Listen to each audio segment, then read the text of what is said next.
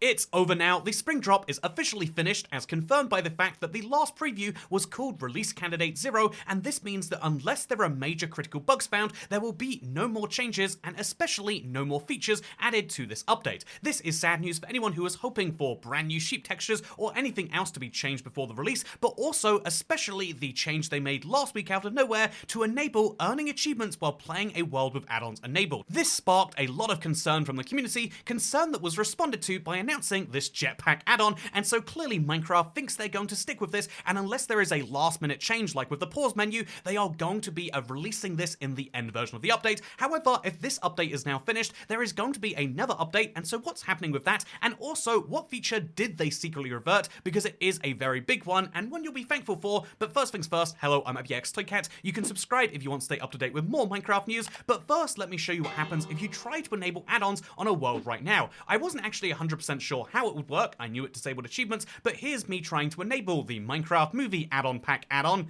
We'll ignore the name for now, and we'll say that when we apply that to our world, it doesn't actually say anything's wrong until we leave it, at which point it will say you can't earn achievements, and you can earn achievements if you disable all behavior packs. However, if you do go into your world and you try to disable those achievement packs, here's what happens instead.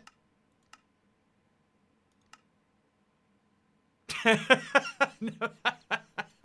It's just broken.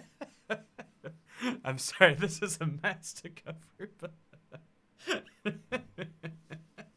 Okay, so obviously the UI for this is broken, but the idea is something lots of people support. If you enable add-ons, especially those that make your Minecraft world easier, then of course you should have achievements disabled. Now, I understand that it seems incredibly harsh to say that if you ever use an add-on on a world, it permanently can't earn achievements. However, this is exactly what we do when it comes to playing in creative, which is more comparable than you might think. Because if you wanted to make a hiking stick, wait, it's not craftable. If you wanted to make a hiking stick, as I'm going to right now, then you would expect to not be able to, using just 3 sticks, get incredible leaping boost and speed, as well as also having a sword. They did nerf the sword. It used to be as good as a netherite sword. Now it's only as good as a wooden one, by the way. You can only kill a cat in 2 hits, but this hiking stick is just the tiniest of examples. There are many, many great ones, such as, for example, you can call in airdrops using the airdrop add-on, which means that a plane will come across the sky,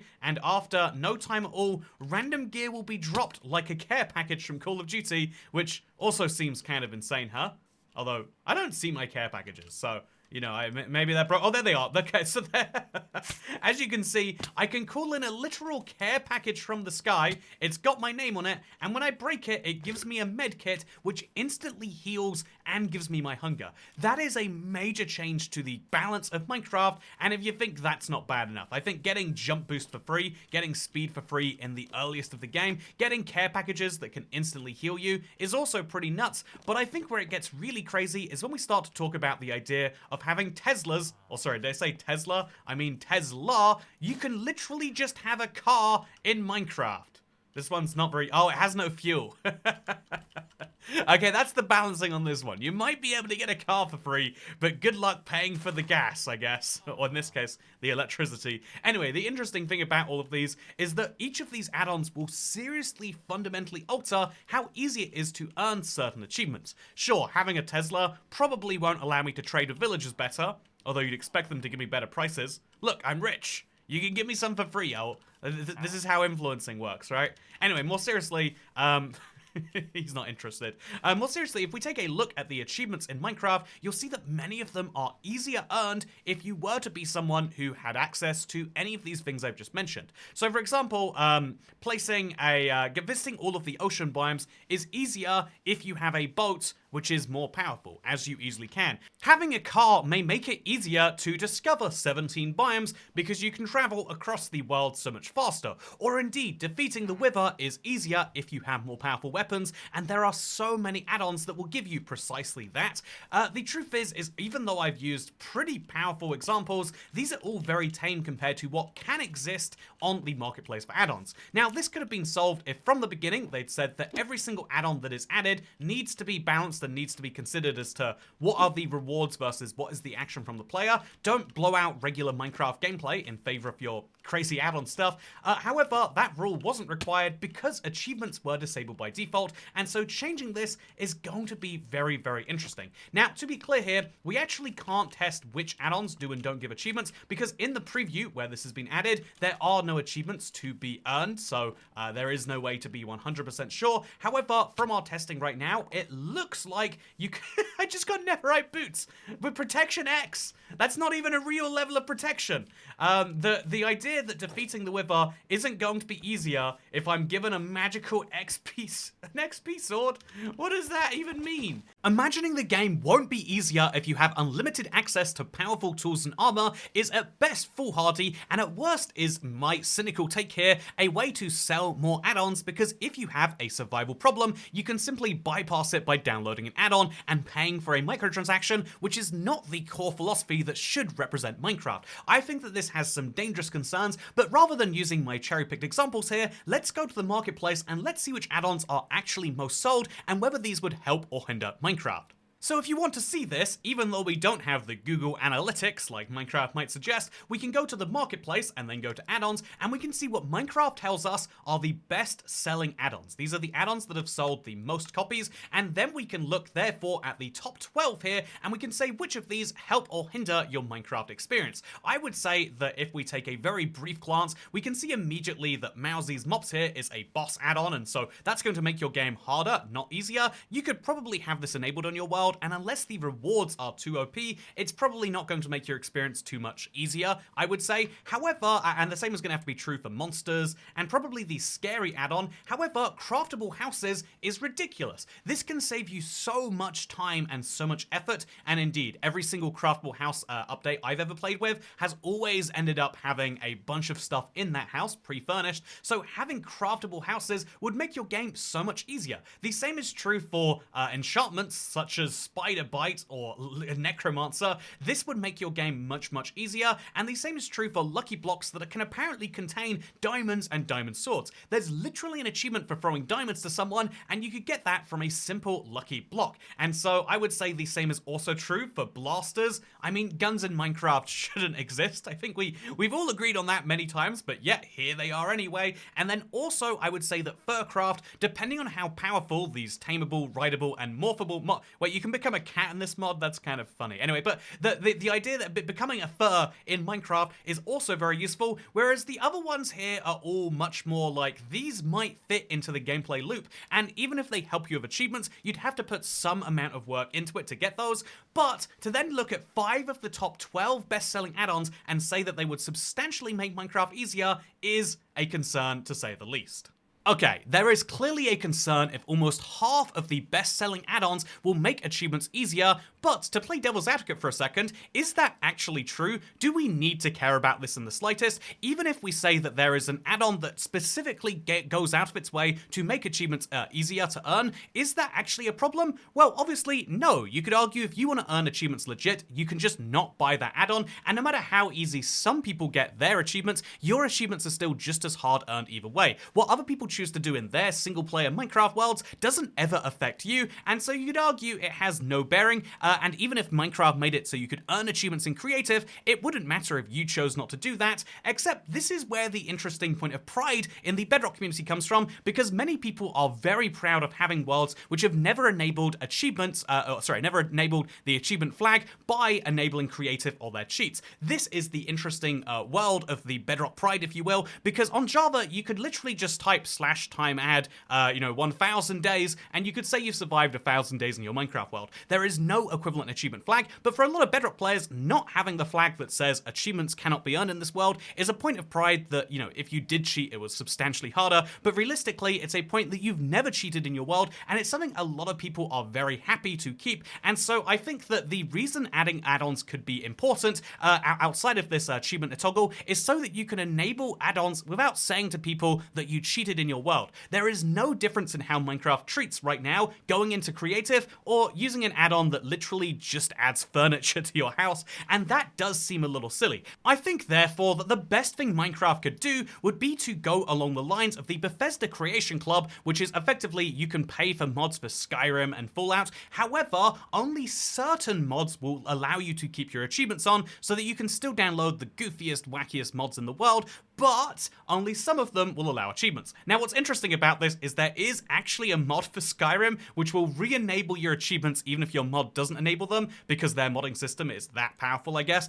But the Bedrock system wouldn't have a similar problem. Minecraft is fully in control of their store, so they could just not publish that. But also, when they do publish add-ons, they could say that something that is furniture related or better graphics or specifically doesn't make your game easier, sure, that shouldn't disable achievements, because why would it? But when you download the OP Tools and Weapons add-on, that one maybe should, especially for something like a jetpack. How can you not think that giving a jetpack to people for free, or rather for buying a Minecraft movie ticket, wouldn't be a way to make their game easier? I just think it's a little bit goofy, a little bit silly, and at worst is devaluing the concept of achievements, but it seems Minecraft is going to go forwards with this unless they make a last minute change like they did with pause. By the way, they haven't mentioned whether pause will be in that final update, but if so, two giant changes will be in the spring drop, that being the pause menu and that being achievements enabled with add-ons, which of course I have a conflict of interest I should mention, which I will of course get more sales for my add-on, Boss Blitz, if people feel like they can enable it on a world with achievements disabled.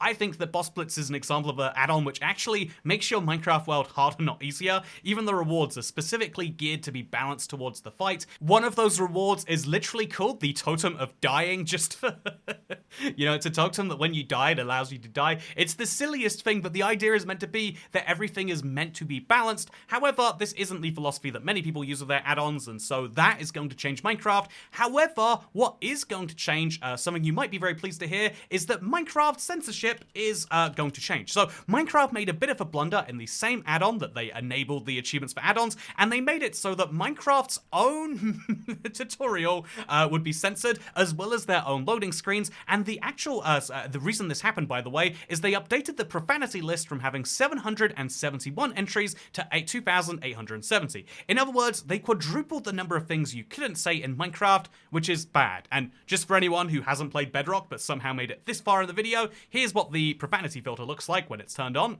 As you can see, my swear word has been replaced by hashes, but this also applies to lots of non-swear words and just things Minecraft thinks are bad.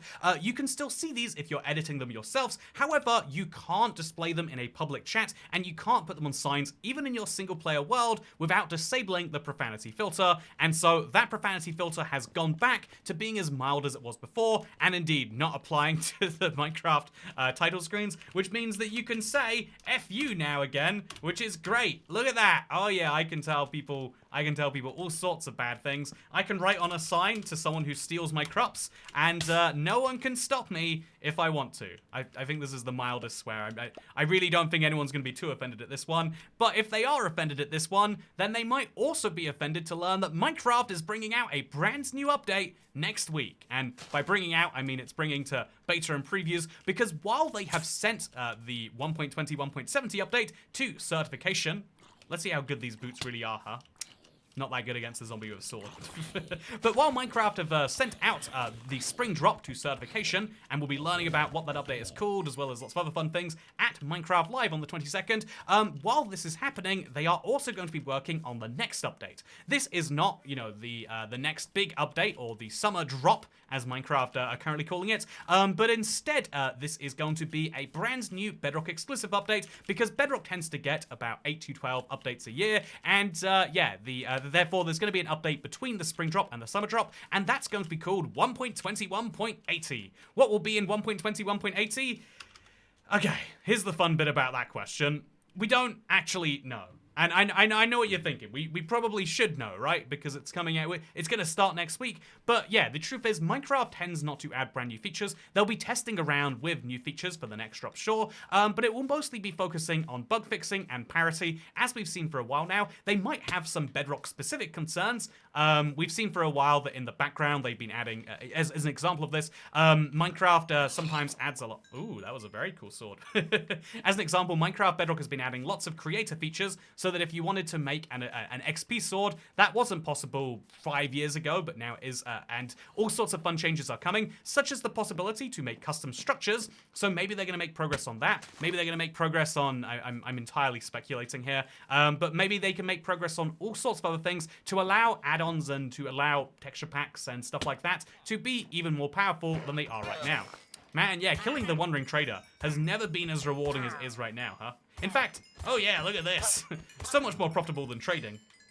But yeah, so basically this is what we expect from Minecraft 1.20, 1.80. We expect there to be an update which won't be major, won't be adding significant new features, but will be making changes to the Bedrock ecosystem, presumably, again, as we always tend to see things for add-ons and for behavior packs. And right now, as an idea of what they could be changing, we have this many experimental toggles. Custom biomes, upcoming creator features, I don't know what that is, beta APIs, creator cameras for third-person presets, data-driven jigsaw structures, and aim assist. I'm personally really hoping for custom biomes and data-driven jigsaw structures, but I think custom biomes has been an experiment for a very long time, and data-driven jigsaw structures is much newer. And personally, I would love to see fully featured custom structures out there in the wild. There is one add-on, I've even reviewed it, but I would love to see more of that, because custom structures is something I've always loved. I love making them for as long as this channel has existed, and it'd be cool if there was ever a way for me to deposit those into other people's worlds, because ultimately, if you think about these changes, the profanity filter and the add-on achievement situation are basically things that affect console players exclusively. You can turn off the profanity filter on mobile and on Windows, but you can't turn it off on consoles. Indeed, I think add-ons are also particularly important for consoles because those are the only way you can get them is from the store, and so it's really important that Minecraft remember that they have a large console player base and to get these decisions right, and hopefully that is the big thing they focus for on 1.20, 1.80, because right now we are seeing them depreciate a lot of older devices. Hopefully that means better performance for consoles, and hopefully that means a better Minecraft for consoles, but if not, I guess we can dream. For now, thank you very much for watching. I hope you all enjoyed. Consider subscribing with those notifications turned on, and I'll see you tomorrow for what might be one of the bigger videos we've uploaded this year so far. In the most literal sense of that word, it was 34 hours of footage off the Nomad run to go through, but all of the highlights and the best bits from that should be available if you're looking forward to seeing that. I'll see you tomorrow, but otherwise, thank you and goodbye.